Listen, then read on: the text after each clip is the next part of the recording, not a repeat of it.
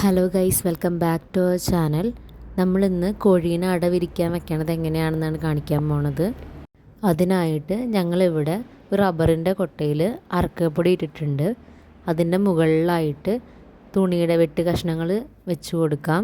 ഇതിൻ്റെ മുകളിലായിട്ടാണ് ഇനി നമ്മൾ മുട്ട വെച്ച് കൊടുക്കാൻ പോണത്.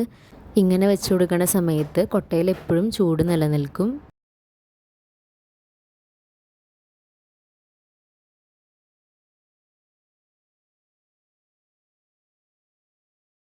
മുട്ടയെല്ലാം വെച്ചതിന് ശേഷം നനവൊന്നുമില്ലാത്തൊരു സ്ഥലത്ത് വേണം കൊട്ട വയ്ക്കാനായിട്ട്. ഇനി നമുക്ക് മുട്ടയുടെ മുകളിലേക്ക് കോഴീനെ വെച്ച് കൊടുക്കാം. കോഴിയുടെ വലുപ്പത്തിനനുസരിച്ചാണ് മുട്ടയുടെ എണ്ണം കണക്കാക്കുന്നത്. കോഴിമുട്ട വിരിയാനായിട്ട് ഏകദേശം 21 ദിവസമാണ് എടുക്കുന്നത്. നമ്മൾ അട വെച്ചിരുന്നതിൽ 3 മുട്ട ഒഴിച്ച് ബാക്കി എല്ലാ മുട്ടയും വിരിഞ്ഞിട്ടുണ്ട്.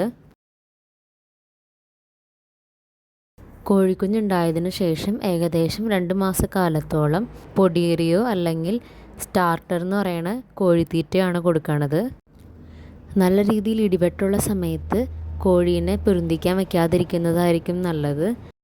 ഇടിവെട്ടുന്ന സമയത്ത് മുട്ട കേടായി പോകാനുള്ള സാധ്യതകൾ വളരെ കൂടുതലാണ്. വീഡിയോ ഇഷ്ടമായ എല്ലാവരും ലൈക്ക് ചെയ്യുക, ഷെയർ ചെയ്യുക, സബ്സ്ക്രൈബ് ചെയ്ത് ഈ ചാനലൊന്ന് സപ്പോർട്ട് ചെയ്യുക. Thanks for watching.